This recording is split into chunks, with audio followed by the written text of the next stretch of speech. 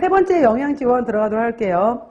영양 지원 같은 경우에는 지금 여기 표를 먼저 보시면은 경장 영양하고 정맥 영양 이렇게 되어 있는데 하나는 장을 이용하겠다는 거고요. 하나는 정맥을 이용하겠다는 거예요. 자, 이게 뭐냐면 우리가 구강으로 음식을 일반적으로 이제 섭취를 하잖아요. 입으로 먹고 식도를 지나서 그 다음에 위를 지나서 음식물로 모아두었다가 그 다음에 모아보세요. 우리가 이제 일반적으로 소장이라고 얘기를 하게 되는데 소장의 길이가 6 내지 7m예요. 근데 소장이 6에서 7m인데 약 25cm 정도에 해당이 되는 처음 시작 부위를 우리가 12지장이라고 얘기를 하는 거고요. 그 다음 3m 정도에 해당이 되는 곳을 우리가 공장이라고 얘기를 해요. 그 다음 맨 아래 부분을 회장이라고 하게 되는데 대부분의 영양소의 소화흡수가 이루어지는 것은 공장하고 회장이에요. 그렇기 때문에 이거는 이제 공장 회장인데 그래서 내가 공장 회장에서 소화흡수를 시킨 다음에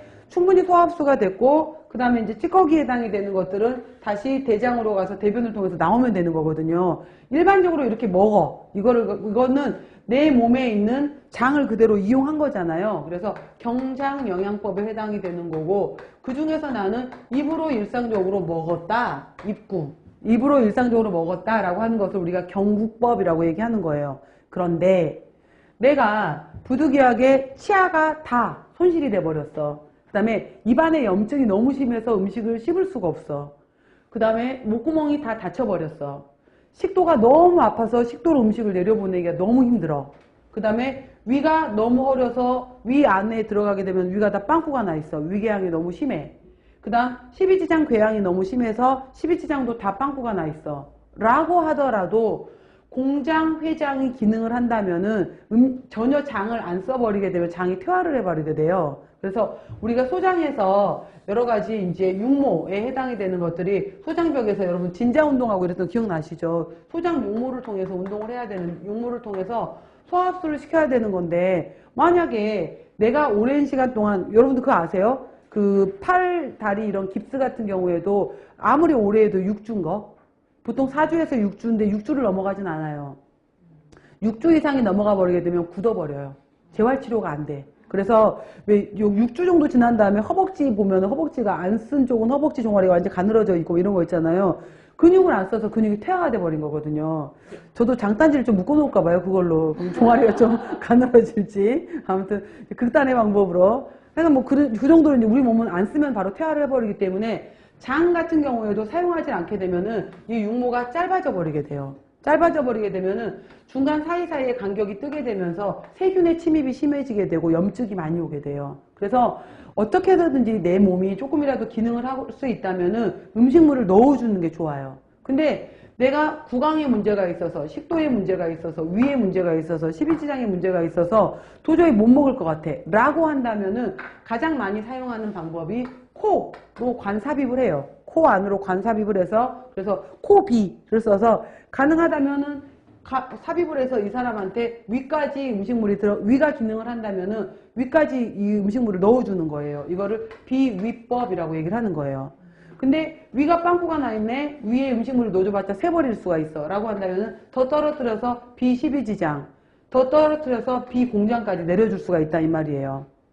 근데 코에 항상 관이 걸려있으면 얼마나 불편하겠어. 이 관이 들어있다고 생각하면은. 그래서 이제 이 경우에 요즘은 웬만하면 여러분들 개복 수술 안 하는 거 알죠?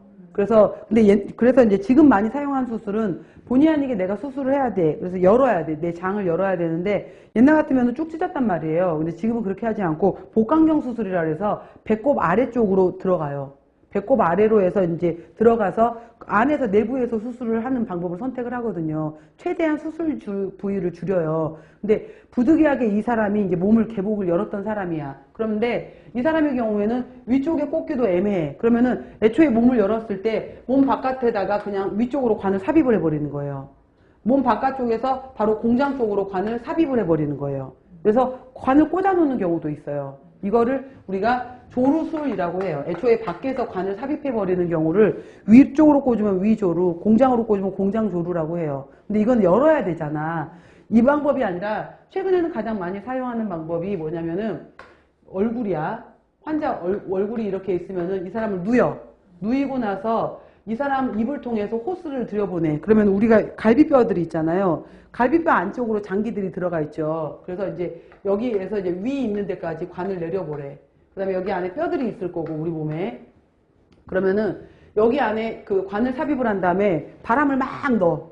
그래서 위를 최대한 부풀리는 거예요. 그러면은 이걸 내시경으로 확인할 수가 있어. 그러면은 뼈하고 뼈 사이, 그러니까 최대한 내 위가 이제 부풀게 되면은 이 뼈하고 뼈 사이를 통해서 뼈 있는데 찌르면 안 될 거 아니야. 그래서 가장 가까이 붙어 있는 쪽에다가 바깥에서 그대로 꽂아버리는 거예요. 그래서 이걸 꽂는 방법을 큰 수술 안 하고 그냥 밖에서 찔러버리는 방법이잖아요. 이거를 피부를 통해서 내시경으로 보면서 위로 꽂았다라고 해서 이거를 경피적 내시경 위로술이라고 해요. 이런 식으로 해서 최근은 이제 이 방법을 가장 많이 선택을 한대요. 굳이 큰 수술하지 않고 그냥 보면서 바깥에서 피부 쪽을 이용해서 삽입을 해버리는 방법으로 해서 여기 위에다 꽂아주던지 아니면 공장에다 꽂아주던지 이렇게 이제 찾아서 이제 거기를 꽂는 방법을 피부를 통해서 내시경을 보면서 꽂았다라고 하는데, 자, 봐.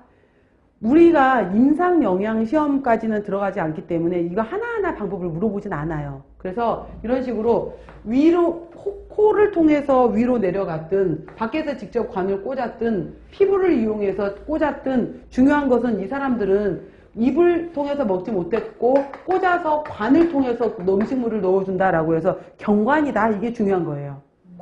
관삽입이다. 그래서 여러분들 왜 지금은 나도 많이 못 봤는데 옛날에는 병원에 입원한